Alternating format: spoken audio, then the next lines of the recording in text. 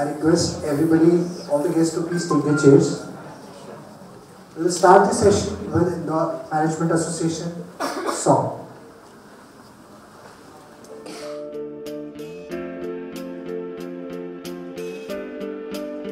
It's a life, we live it this way. Together we play. We are IMA. From the beginning till the end of this day, we move and we sway. Together we stay. We'll take your hand and help you through the mistakes. Whatever it takes, we'll find a brand new. Join our hand in hands and then we'll fly till the end of the time, till our worries will die. We'll do it our way, the IMA way. IMA.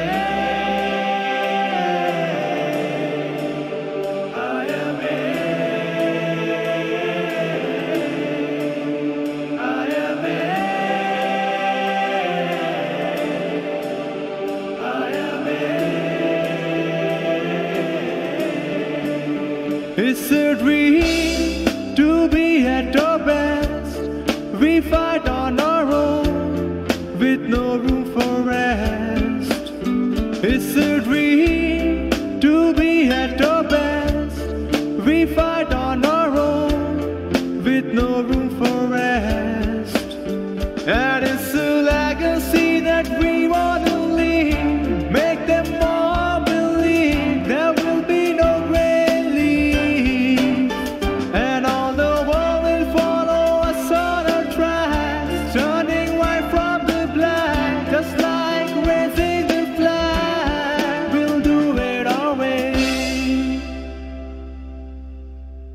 The IMA way.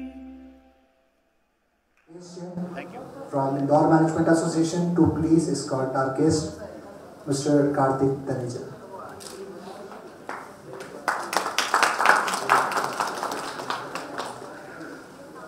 Thank you, sir. I would like to request Mr. Rakesh Jain to please come and give the introduction about our guest and Indore Management Association. Sir.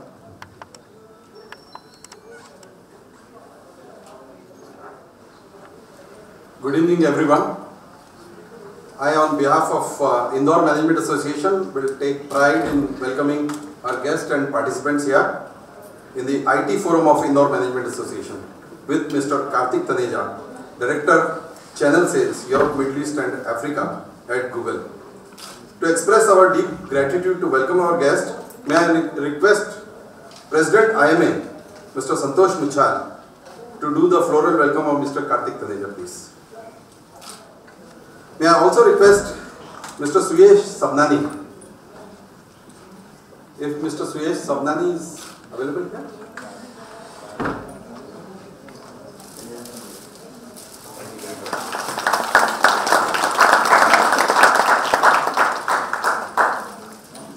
Thank you, Mr. Muchal. IMA IT Forum keeps pace with the changing needs and interest of its members, covering different areas of IT, from information security to business transformation. It is an initiative to share real-life experience and help IMA members make better informed decisions. The programs are planned in accordance with today's organizational needs and priorities and basic management function. It is our pleasure and privilege to have you all with us. Let me tell you briefly about what IMA is, because there are many people here who are new to IMA here. Friends, IMA is a proactive, focused and one of the fastest growing non-profit management associations of India with strong national and international linkages. Established in 1963, it has a direct and indirect membership of over 3,500 members, including corporates, entrepreneurs, professionals, businessmen, academicians, students. Indore Management Association is an affiliate of All India Management Association. Normally we call it IMA. It's the foremost management association of India amongst the tier 2 cities and has the honor of being adjudged as the best local management association 11 times. We had the honor of hosting in IMA Dr. APJ Abdul Kalam, Dr. JJ Irani, Mr. Rajiv Bajaj, Mr. Harish Bijur, Mr. D. Shiv Kumar, Mr. Prahlad Kakkad, Mr. Suhail Seth, Nobel laureate Mr. Kailash Satyarthi, Mr. Harsha Bhogle, Mr. Sunil Alak, Metroman Dr. E. Sridharan, Dr. Raghunath Mashelkar, Mr. Amitabh Bachchan, Mr. A.M. Naik, Mr. Deepak Parekh, Mr. Dilip Sanghvi, Mr. Narayan Murthy, to just name a few. I may also extend support to organizations for enhancing the managerial skills and knowledge for development of sound management practices. We hold 20 plus different types of programs catering to different facets of management, addressing varied needs of business world. IMA's International Management Conclave is its flagship event and the largest management event of India. My dear friends, let me introduce you to our speaker today, Mr. Kartik Taneja. He started his career with Tata's and worked in various capacities in Hyderabad, Coimbatore, Delhi and Mumbai. He then created the SME and education business for India's largest internet companies, IndiaTimes.com. Kartik has been with Google for last 6 years and in his current role, he runs the channel sales business in Europe, Middle East and Africa. In his current role, Kartik is responsible to manage and grow a multi-billion-dollar business and manage more than 200,000 customers across 104 countries. Kartik has been closely associated with local small business industry associations both in India, Europe, Asia and Africa. He works with them to help small businesses to grow in the digital age. With over 17 years of experience in the industry, Kartik has worked closely with SMEs both in offline and online world. A guru is happy when his shish outperforms him. A father is happy when his son outperforms him. And I'm sure my friend Dr. Taneja would be a very happy person today. His talk will be about what Google has in store in the field of machine learning and AI. It's going to change the way we live today and we do business today. So my dear friends, with these words, I present to you Mr. Kartik Taneja कि हम क्या थे, क्या हो गए और क्या होंगे अभी. आओ मिलकर समझें ये बातें सभी. Mr. Kartik Taneja. Good afternoon, everyone. How's everyone doing today? Doing good. Thanks so much for inviting me.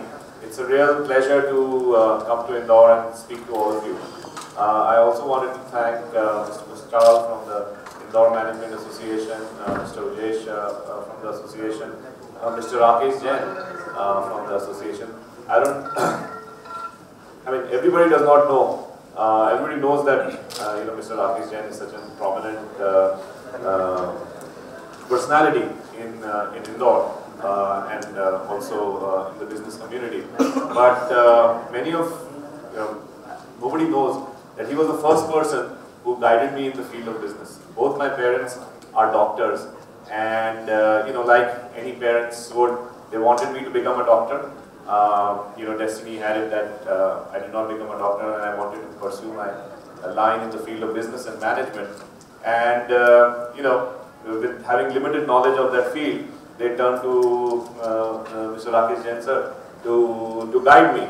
And he was the one who encouraged me. He was the one who guided me, and basically was my first guru in the field of business management. So I'm forever grateful to you to help me and guide me.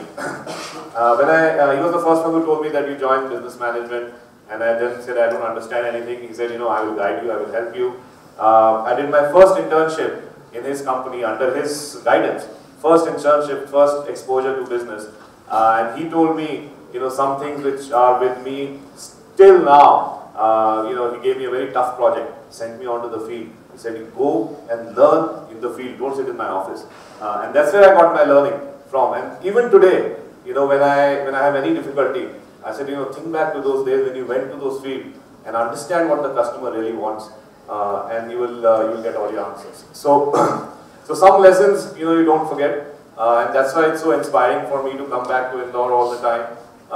Interact with all of you, learn. This is a session for me to learn, not just talk about what we are doing, but hopefully I will be able to take back something from the discussion that we have today.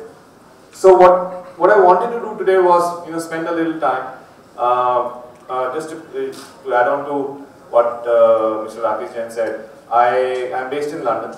I am a part of what Google called Google Business Organization.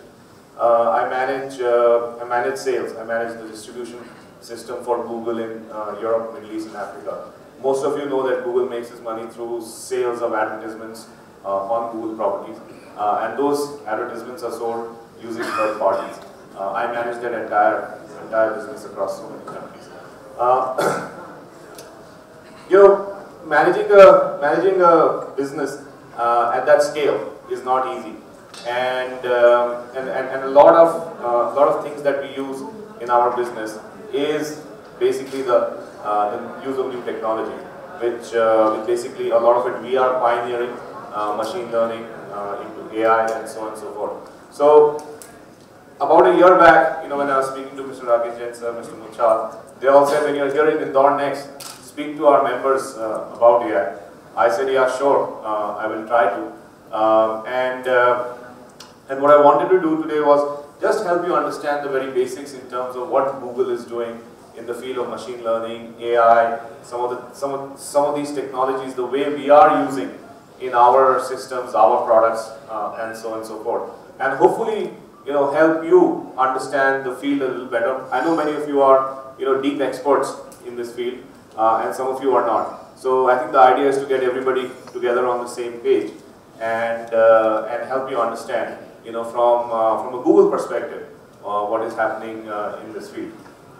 So if you look at it, I'm going to cover about 5 things in my presentation. So very basics in terms of what is the meaning of machine learning and AI.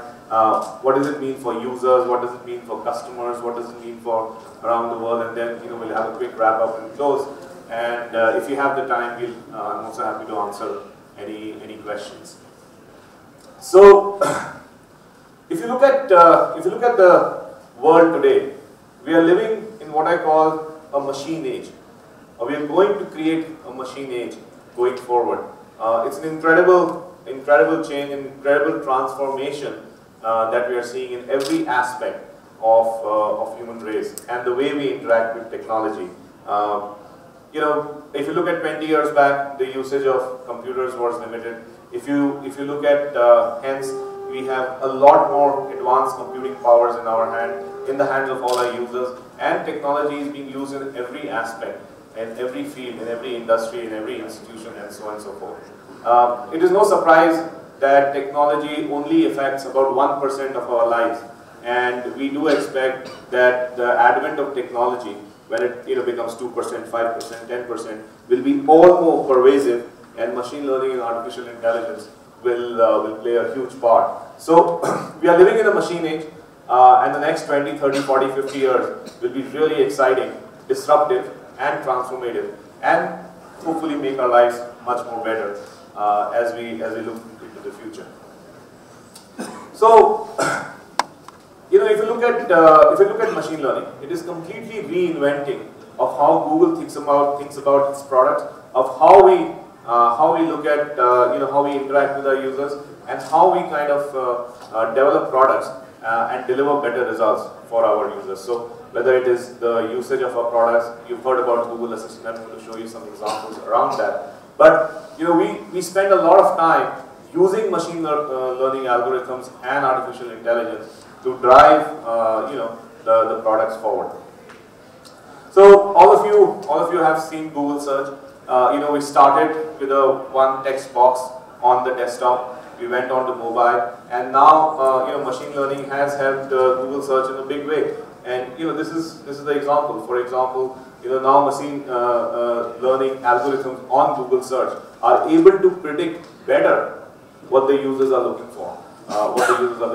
If you you take an example of, say somebody who's looking for a, poha shop in Indore. So the moment you start typing it, the software starts recommending certain search queries, right? So whether it is poha shop in Indore, poha shop in Chappan Dukan, or poha shop, so on and so forth. The idea is that how does the machine know what you are looking for? How does the machine know that you are looking for? It is based on amount of data inputs that come into the machine for it to figure out that probably you are based in Indore, probably you've been to a poha shop before, you like to go to Chappan Dukan, and probably you've seen some YouTube videos of how to make great poha, and then it will recommend that probably you're looking for that. The accuracy rate on that is more than 80%. That is what the users are looking for. So it has saved us users time on typing the whole query, right? And this is something very basic in terms of machine learning. If you look at it from just not Google products, but in every industry, this technology now is all pervasive. It is coming in whether it is aeronautics, it is healthcare, it is education, it is, you think of anything in the industry, everything is being affected by this machine learning and artificial intelligence. And this is a classic example. Just wanted to share with you. These are two students, Indian American students, who have made a product to predict and manage wildfires. Let's see a video of how this works. Hi, my name is Sanjana Shah. Hi, my name is Aditya Shah. And we figured out a way to use machine learning to predict wildfires. This is biomass. So basically, the officials, especially like the firefighters and all, used to go out into the field and measure the biomass manually, and that takes a lot of time and money. That inspired us to create a smart wildfire sensor that will be able to predict beforehand the risk of a wildfire happening so that the officials can be there on time. Our device is unique because it combines weather data as well as real-time fuel classification. In our case, we used TensorFlow, Google's machine learning algorithm, to predict what a fuel looks like at a forest scene without having to physically go there, and it did work. We got an 89% accuracy, which we are proud of.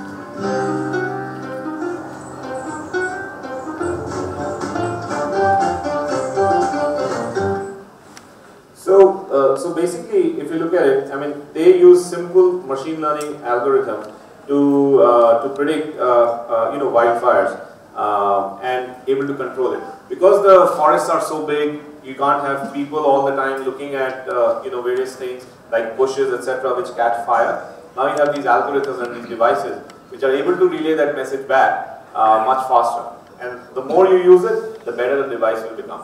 So they have been able to do this. Now, even these guys, these are a bunch of innovators and developers based in Brazil. They have used old smartphones, and there's illegal deforestation, illegal logging is a big problem in the rainforest. And what these guys have done is they have used the old smartphones and have put it up on the trees, hidden it from the illegal loggers.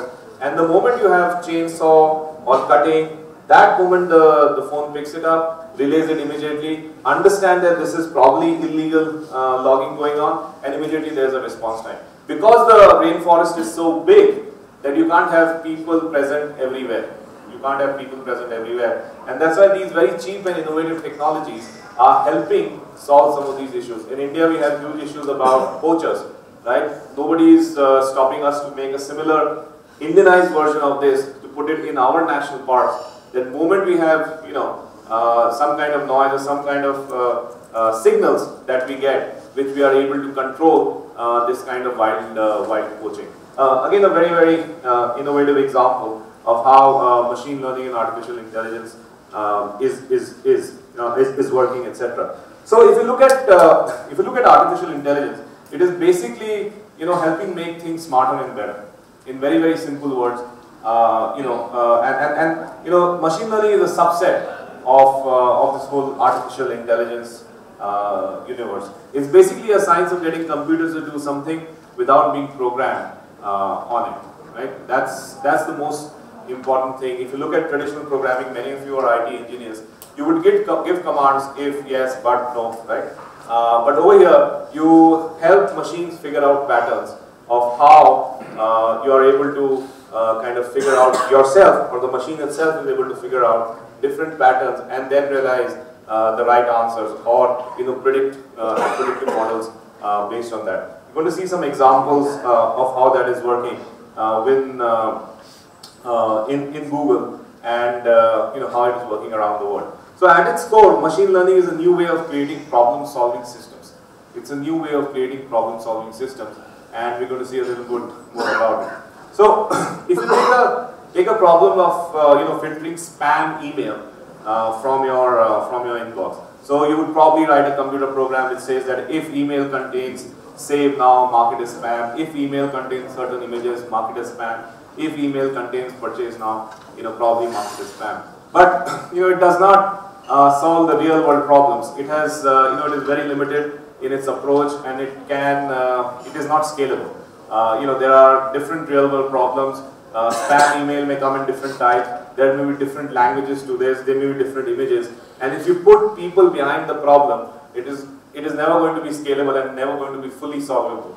So machine learning kind of helps that. And if you look at it, real world problems are really messy.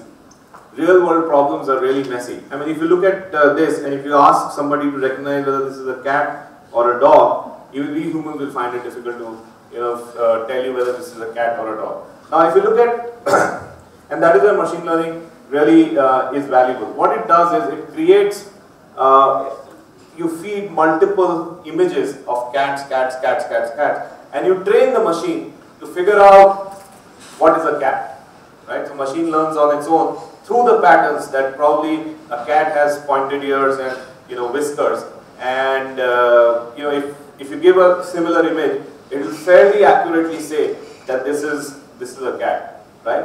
And that is why it is kind of trained through data sets that are coming into it to deliver very accurate results in terms of that. So and overtraining, like I said, over a period of time, this machine gets trained on its own. This software gets trained on its own, and then is able to deliver better results for us. And this is a basic technology. But if you look at worldwide applications in a lot of industries, then you realize that human error is quite high. Human error is quite high when you do any kind of activity, any kind of work, whether it is driving. Most of the accidents that happen, 99.9% of them are through human error, and that can be solved by machine learning algorithms. If you look at healthcare diagnosis, there is still a chance of 20 to 30% error rate in healthcare diagnostics, and all that can be solved using machine learning. I'll show some examples to you as to how this is being used in different industries. Also remember, this is an evolving science. It is very, very new. It is very, very new. We are all learning as we go along. And Google is very committed to create systems and processes around it and rules around it, so that we are able to make use of this technology in the right way. If you look at machine learning, it has all sorts of useful applications.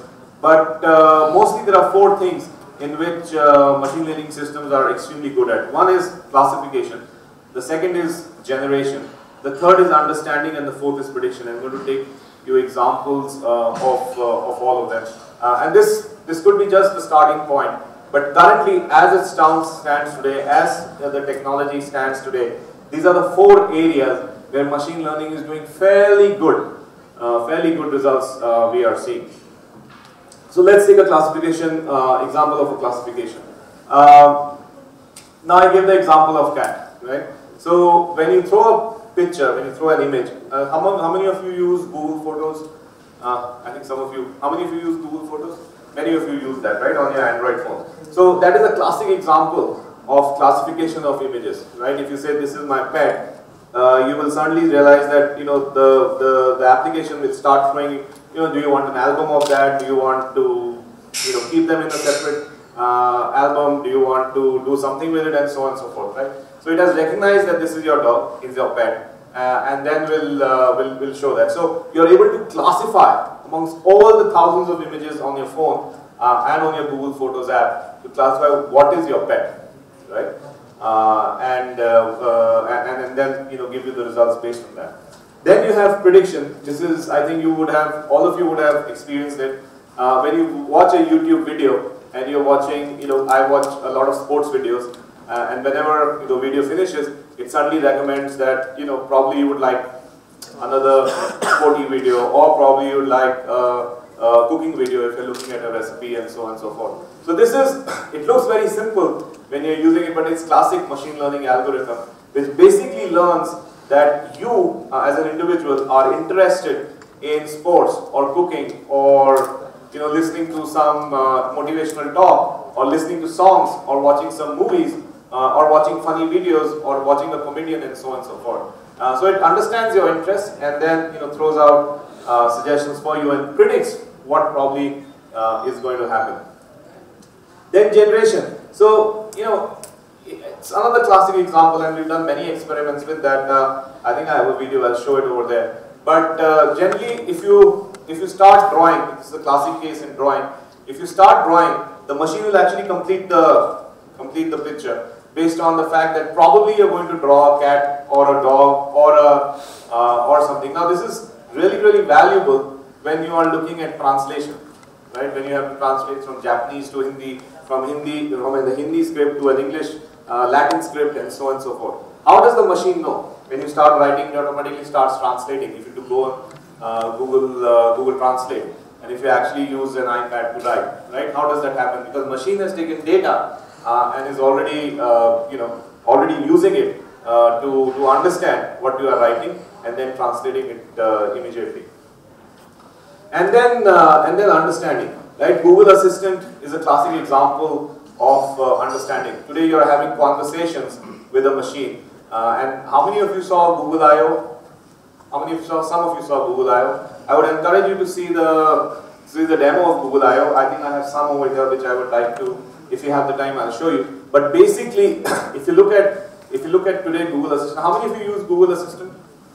All of you use that, right? So Google Assistant has become your personalized search engine now, and you are able to kind of have a meaningful conversation with Google Assistant now. And how is that happening? Because the more you are having conversation, the better it is becoming, right?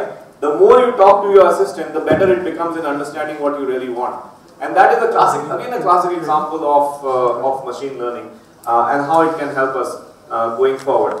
Now, the thing is over here, whenever machines become so intelligent, a lot of industries start getting disrupted. For example, I give an example of travel. Now, imagine a time 20 years, 30 years back, you used to have a travel agent, and you would go and book a ticket with a travel agent. That got disrupted when sites like Make My Trip, Yatra and all that came, and you had these intermediaries who used to book your tickets. And today you can tell your Google Assistant to book your ticket, right? So this whole intermediary side will get disrupted. And again, going forward, you will have your assistant do a whole lot of mundane work which you are doing. For example, okay, tell me the route from here to there. What time should I leave for office when the traffic is low? Google Assistant will tell you, okay, what time should I wake up? And so on and so forth, right? What is my first meeting? An assistant will, be at your side all the time and keep telling you and having those conversations with you, real life human conversations, which is incredible. Again, driven by a lot of machine learning algorithms. So, I gave you this example of draw, and we had this experiment which we ran to figure out as to how you can use the draw thing over there. So let me just try and see if I can share this video with you. Yeah. Hi, I'm Jonas. Hi, I'm Henry. Quick Draw is a game a few of us at Google made. You draw and the computer uses machine learning to guess what you're drawing. I see square, or suitcase, or canoe.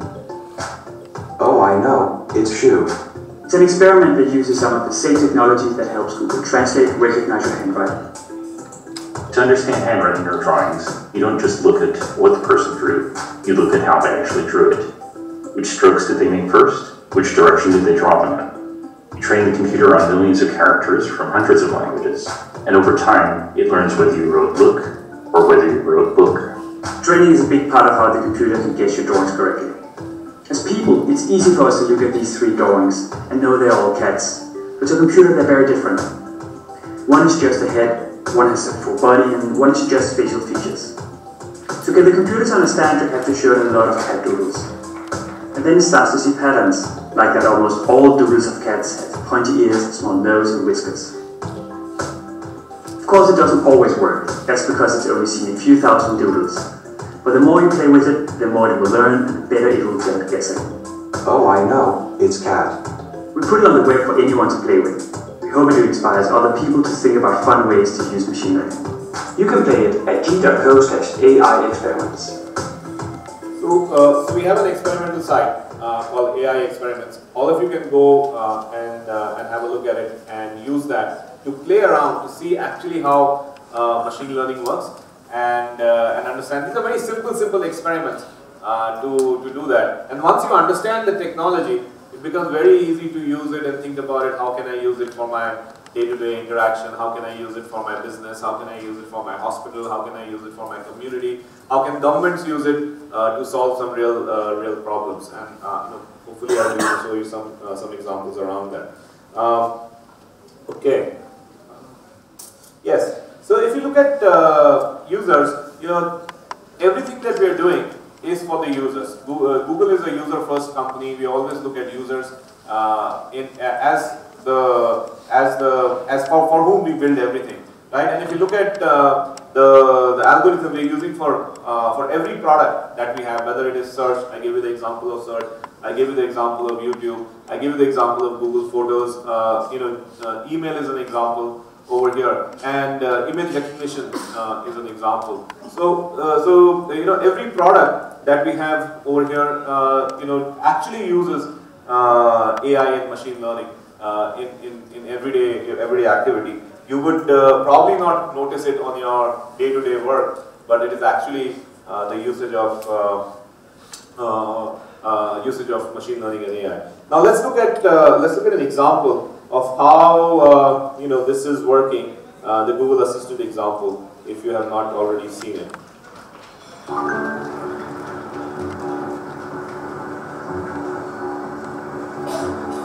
Hey Google, book a table for 2 at El Cocotero on Tuesday at 7. Alright, just in case that's not available, can I try between 7 p.m. and 8 p.m.? Sure. Alright, I'll call to book under your name and phone number, and I'll update you in the next 15 minutes. Is that okay? Perfect, thanks. El Cocotero, how may I help you? Hi, I'm the Google Assistant calling to make a reservation for a client. This automated call will be recorded. Can I book a table for Tuesday the 12th? Okay, cool. And how big is the party? It's for 2 people. Great. And when did you say they want to come in? Tuesday at 7 p.m. Okay, let me check. I don't have 7, but we can do 8. Yeah, 8 p.m. is fine. Perfect. And can I get their name? First name is Anna. Okay. We'll see you on Tuesday. Thank you. Okay, awesome. Thanks a lot.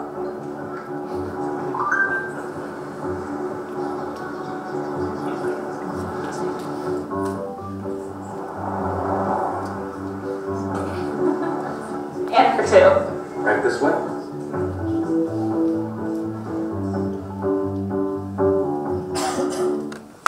So, what did you guys notice in this video?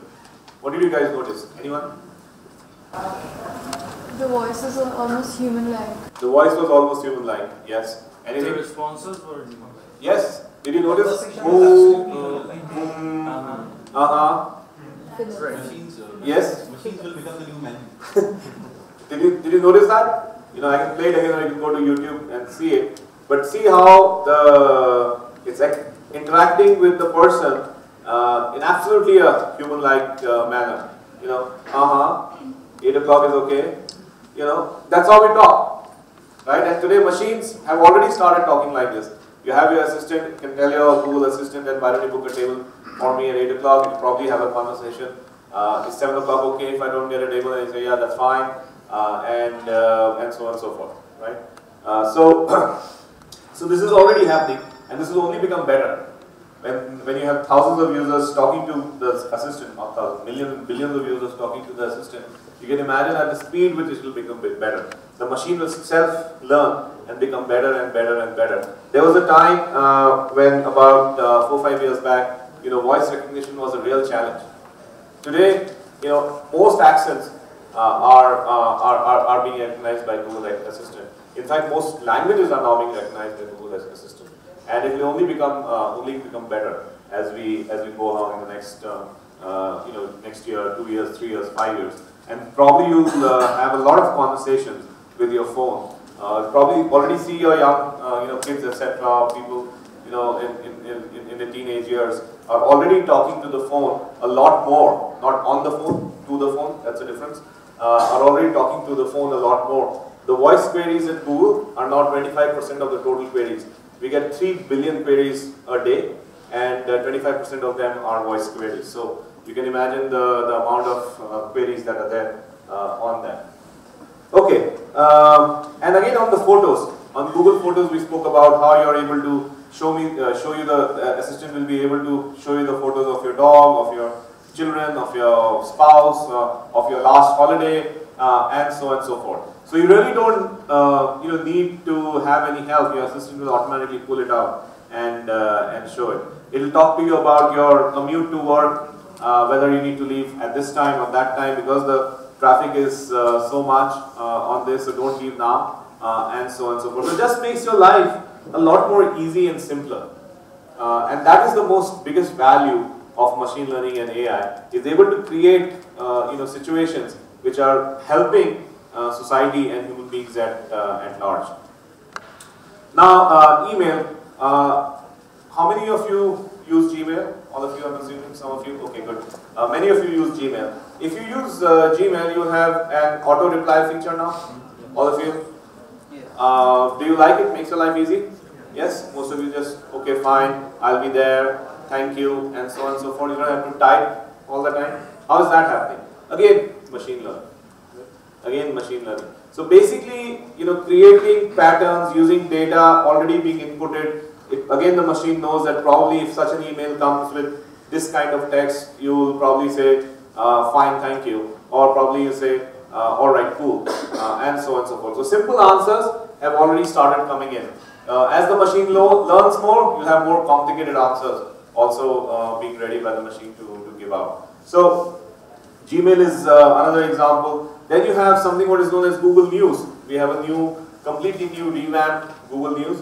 There's a lot of stuff that we heard on, that we are hearing today. One of the big problems is fake news, and Google News is completely revamped. So on that app, it will, again, over a period of time, it will learn what are your interests, what are your areas where you want to learn more and are interested in, and then it will start throwing up at the fly. The moment the news is updated, it will come to your Google News app, and you will see it in real time.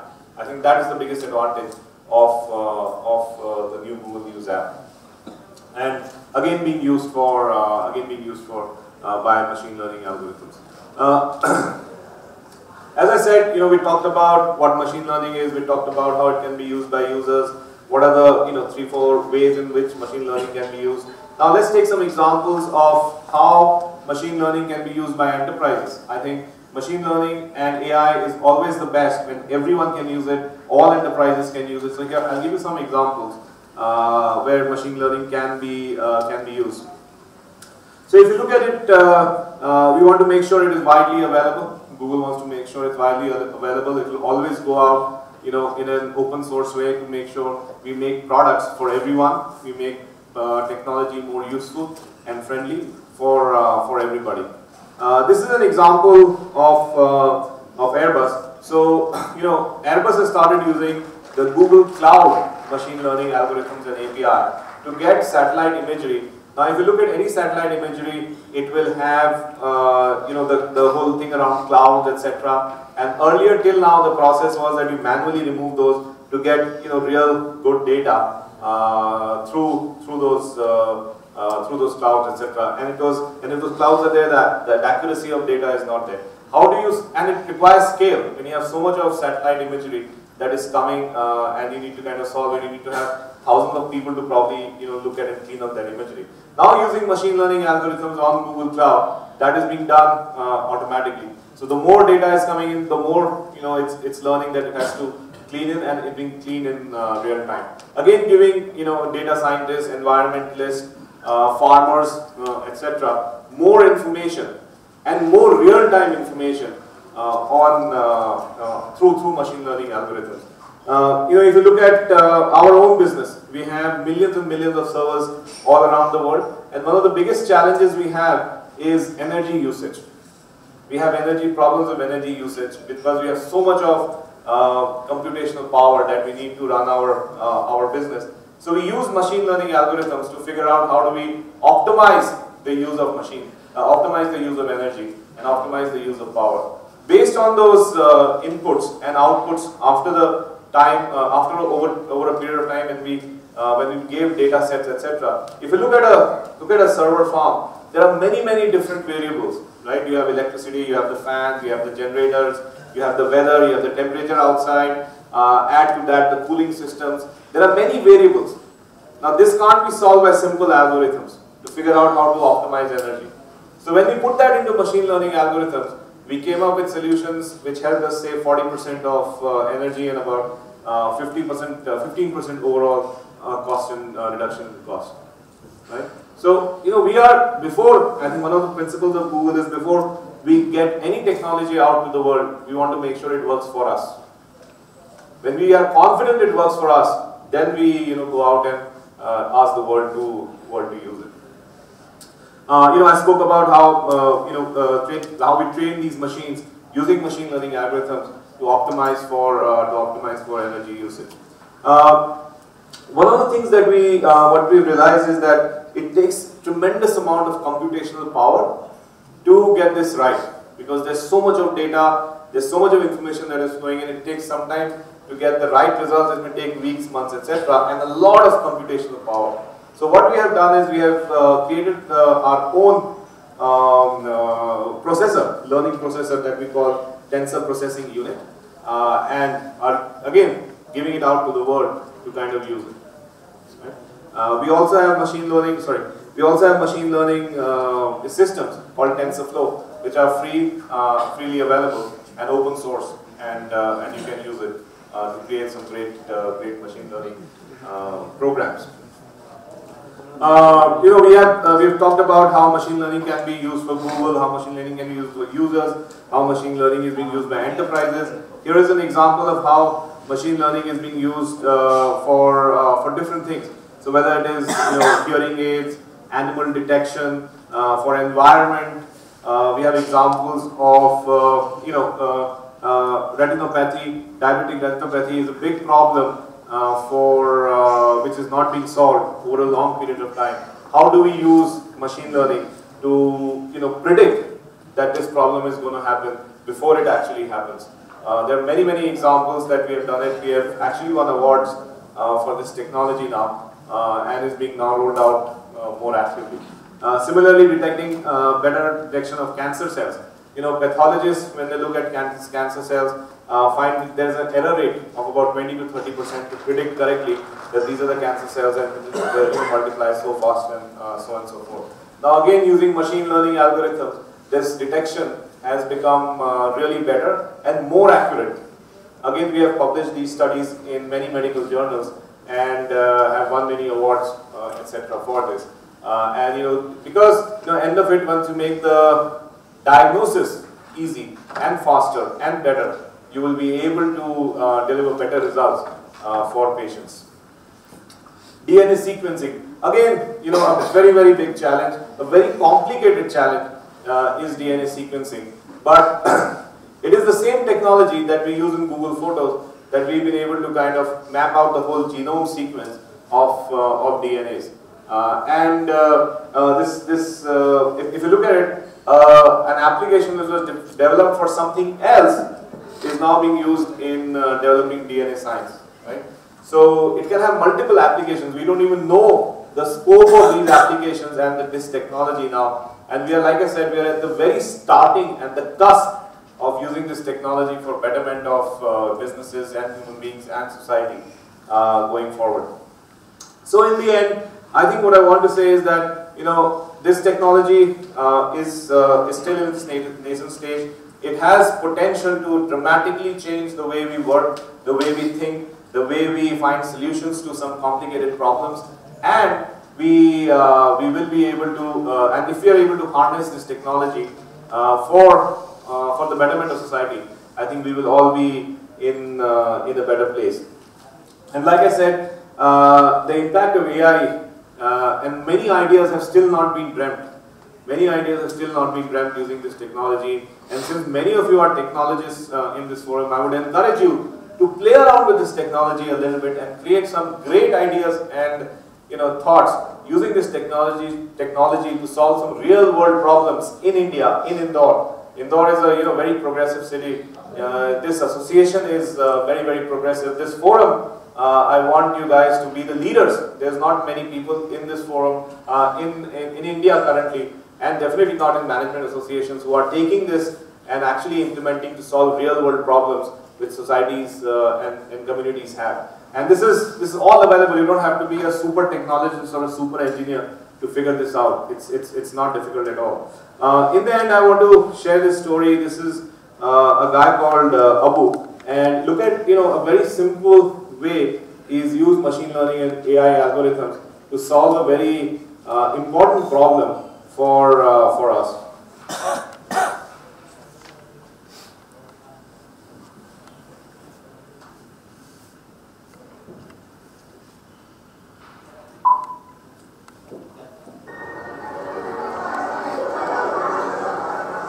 My name is Abu. I am a high school student, 17 years old. My freshman year, I remember Googling machine learning. Had no clue what it meant.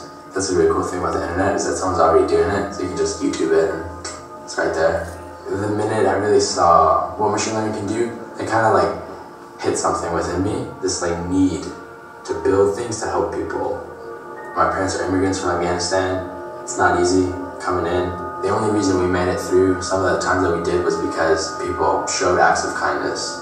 Seeing that at an early age was enough for me to understand that helping people always comes back to you. And then it kind of hit me in a way where I could actually genuinely help people. Mammograms are the cheapest imaging format there is. It's the most accessible to people all around the world. But one of the biggest problems that we see in breast cancer is misdiagnosis. So I decided I was going to build a system for early detection of breast cancer tumors that's accessible to everyone and that's more accurate. How was I going to do it? Machine learning. The biggest, most extensive resource that I've used is this platform called TensorFlow. I've spent so many hours going really deep into these open source libraries and just figuring out how it works. Eventually, I wrote a whole system that can help radiologists make their decisions. I'm by no means a wizard at machine learning. I'm completely self-taught. I'm in high school. I YouTubed and just found my way through it. You don't know about that kid in Brazil that might have a groundbreaking idea, or that kid in Somalia. You don't know that they have these ideas, but if you can open source your tools, you can give them a little bit of hope that they can actually conquer what they're thinking of. So this boy created a program to actually better detect breast cancer, and that is now being widely used in many path labs across the United States. So you know, it's really amazing what this can do. And like I said, we have not even gone you know, a micro bit on what this technology can solve for us. And there are many more such stories that can develop. You can have many stories coming out of Indore from this forum, which is what you know, I would encourage you all to think about. And when I'm here next time, would love to hear some ideas, some case studies, even some prototypes which you would have probably thought through and launched for our community, or solving some basic problems. And like I said, you know, if we're just getting started, and if we apply it in many innovative ways, there is some real breakthrough that we can use and do using technology and machine learning. So with that, I come to the end of my presentation. Thank you very much for being such a patient audience and listening. Hope it was useful. The whole idea was to help you understand, how Google is working with machine learning. And as I demonstrated, there are everything that we do at Google is now related to machine learning and AI. And as we go along, we want to be thoughtful. We want to help people, and we want to make sure that we create some really great ideas and help in solving some really complex problems. Thank you so much. Friends, as they say, if you don't get your answer on Google, probably God only knows. But we don't know what God knows, but we know what Google knows and what it has in store for us. May I invite Mr. Manish Dafriya to propose a vote of thanks.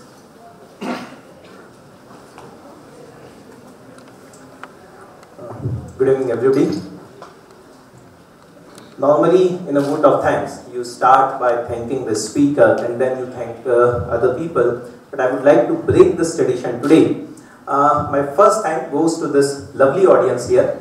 When we have thought of this particular program, we have not realized that we will be getting such a good response from the IT professionals of Indore. So thank you very much. And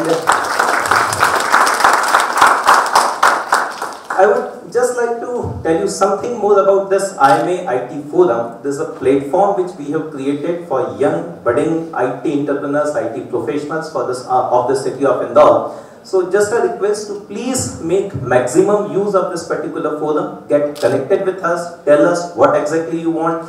We have got Kartik with us, we have got lot many other luminaries with us, and we would be really happy to help you out in whatever you think we should be giving you some kind of guidance, some kind of help. So please get connected, please remain connected with us. Kartik from Indore. First of all, thank you for reminding us that Google can actually tell us how to make pohas through your programs. From talking onto the phone to talking to the phone, from CPUs to TPUs, I feel the journey transformation is going to be amazing. Thank you for doing this crystal ball gazing for us, for showing us what lies in the future. Thanks to Dr. and Mrs. Taneja for making this thing happen. Thank you very much. Thanks to Hotel Redison, thanks to press and media for giving us all the support. And now you all are invited for the high tea, and this is nothing artificial about this. Thank you. Yeah, just a minute. May I now request Mr. Dharmen Jain, CFO Yash Technology, to present a memento to our guest.